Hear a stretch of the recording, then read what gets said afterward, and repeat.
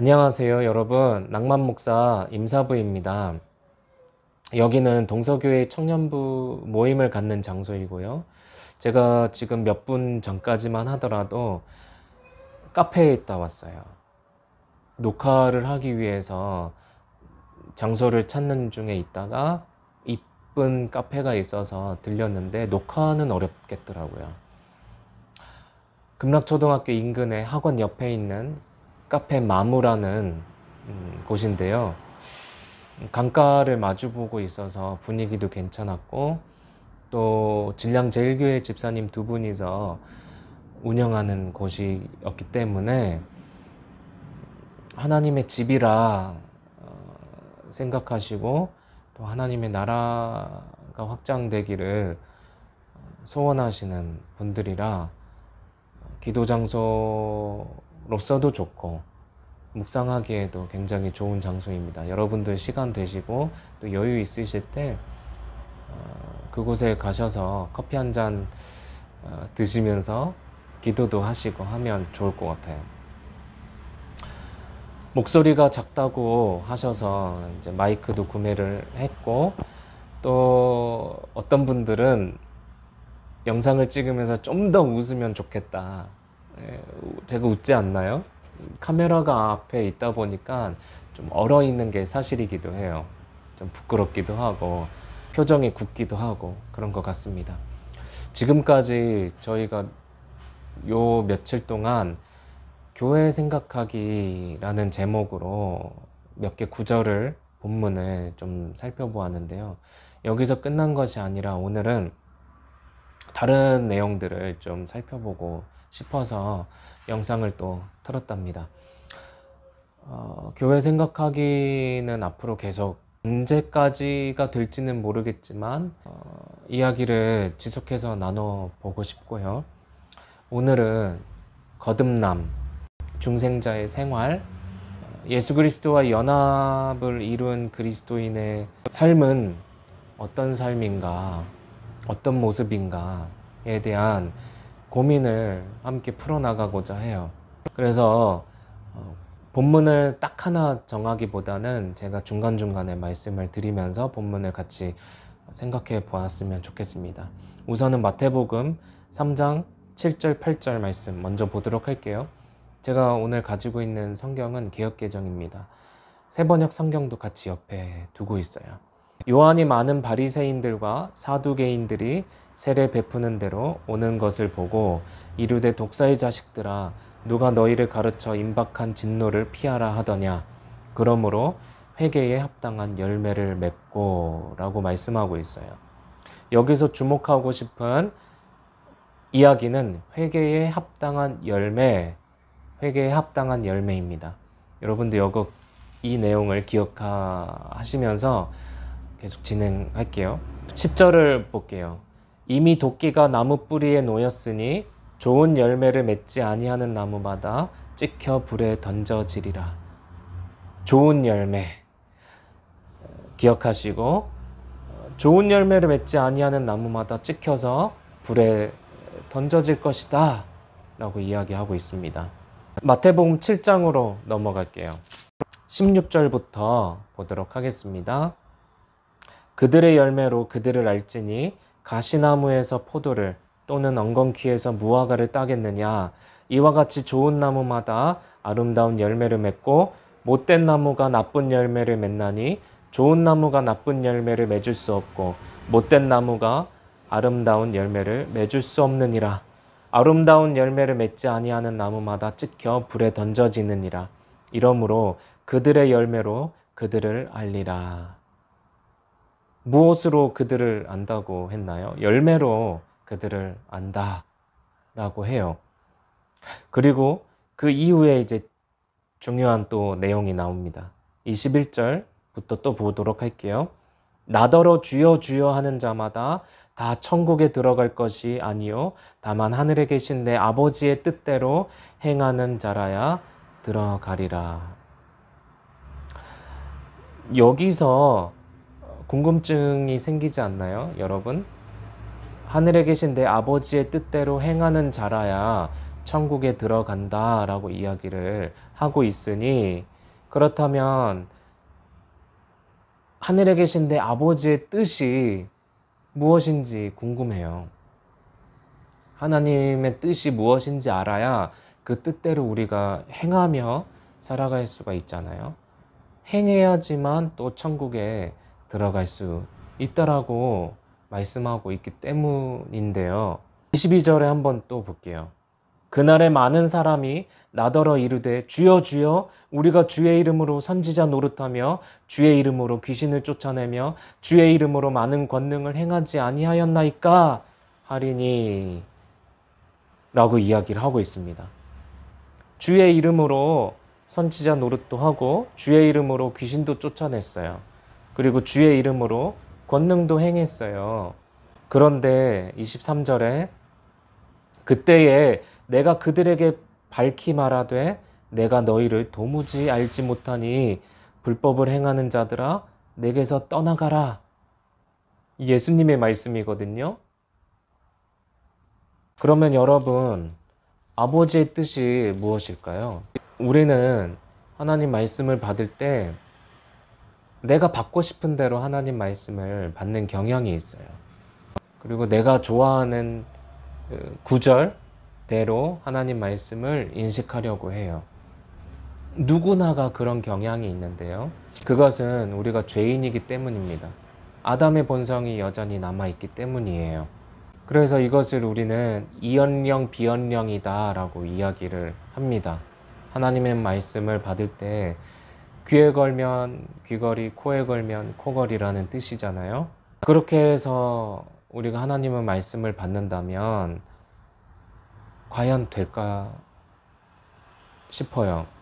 하나님의 뜻이 무엇인지 누구는 이것이 하나님의 뜻일 것이다.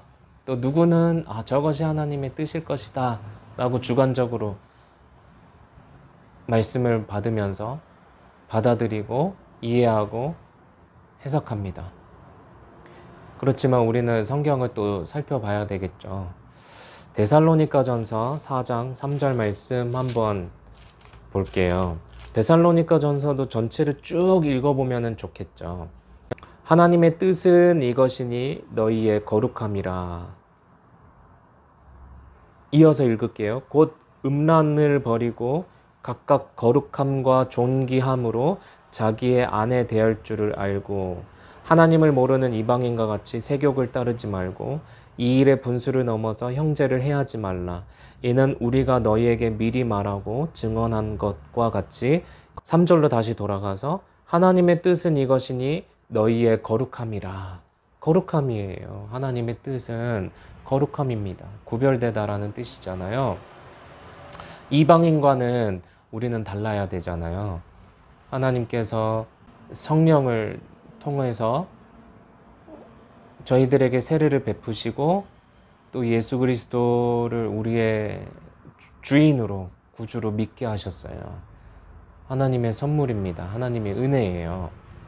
그렇다면은 이제는 예수 그리스도와 연합된 성도로서 어떻게 살아내고 또 살아갈 것인지에 대한 답이 나오는 거예요.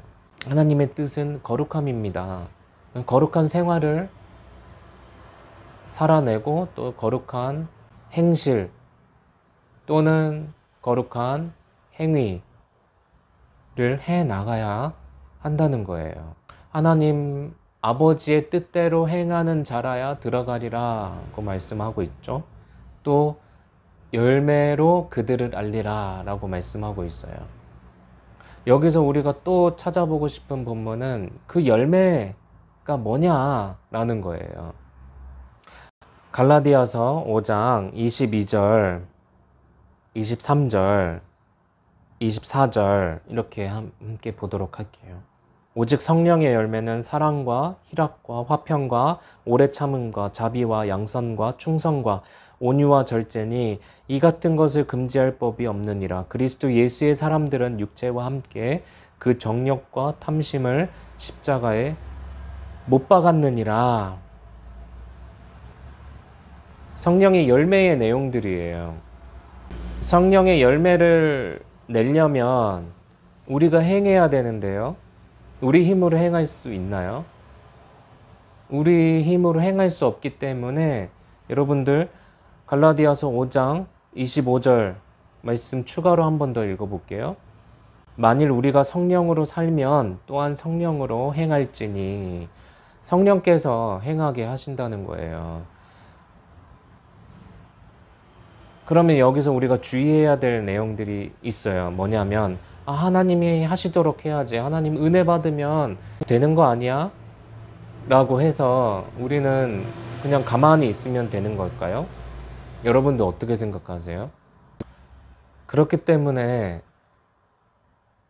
성령께 간구하고 자꾸자꾸 우리의 인식을 변화시켜 주옵소서 기도해야 되는 거예요.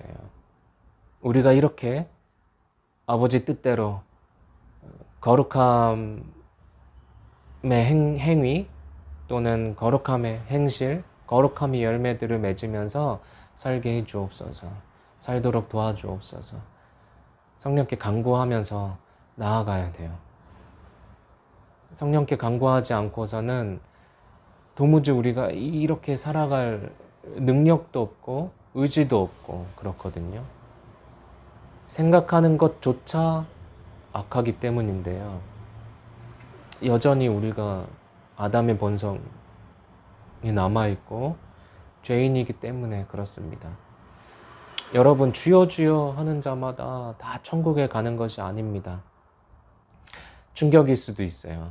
나는 예수는 그리스도, 요한복음 1장 12절 말씀대로 믿고 영접했는데 이거 어떻게 된 것이지? 라고 고민이 들 수도 있겠어요. 그러나 예수님께서는 도무지 내가 너희를 알지 못한다 라고 이야기하셨잖아요. 요한복음 1장 12절도 마찬가지예요. 요한복음 1장 13절 한번 말씀 보실까요? 이는 혈통으로나 육정으로나 사람의 뜻으로 나지 아니하고 오직 하나님께로부터 난 자들이니라 라고 이야기를 하고 있어요. 영접했다고 해서 또는 믿는다고 해서 하나님께로부터 난 자야, 나는 하나님의 자녀야 라고 생각하는 것이, 확신을 갖는다는 것이 마냥 좋은 것일까요? 여러분들 어떻게 생각하세요? 이 확신이 가져다주는 유익이 있어요. 신앙생활함에 있어서 확신이 가져다주는 유익함도 있지요. 그러나 13절에 보니까 혈통으로 난 것도 아니고 육정으로 난 것도 아니고 사람의 뜻으로 난 것도 아니다. 오직 하나님께로부터 난 자들이다 라고 이야기를 하고 있습니다. 여러분들, 오늘 함께 나눈 말씀이 좀 어려울 수도 있어요. 그렇지만 한번 생각을 우리가 다 같이 해보았으면 좋겠어요. 어떻게 신앙생활 해 나갈 것인지, 예수 그리스도와의 연합의 현실로서 교회에 붙어 살아가는 지체 또는 수족으로서 지체 노릇을 어떻게 하면서 살아가는 것이 정당하고 바른 것인지에 대한 내용들을 우리가 고민하고 또 생각해 볼 수가 있어요. 방법과 답은 성경 본문에 다 나와 있습니다. 오늘 좀 내용이 많이 무거웠나요? 그럴 수 있어요. 그렇지만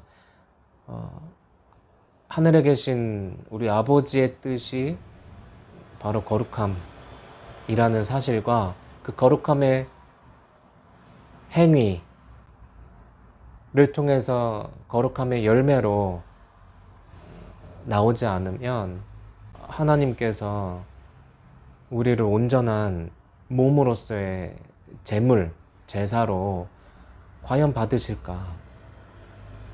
라는 고민이 듭니다.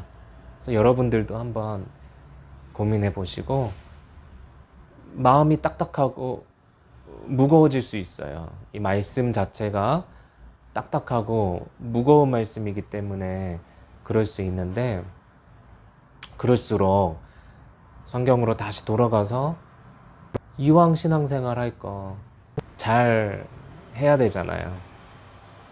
그래서 고민해보고 또 상고해보고 하나님께 질문해보는 오늘 하루가 되셨으면 좋겠습니다. 네, 오늘도 수고 많으셨어요. 다음에 또 뵙겠습니다.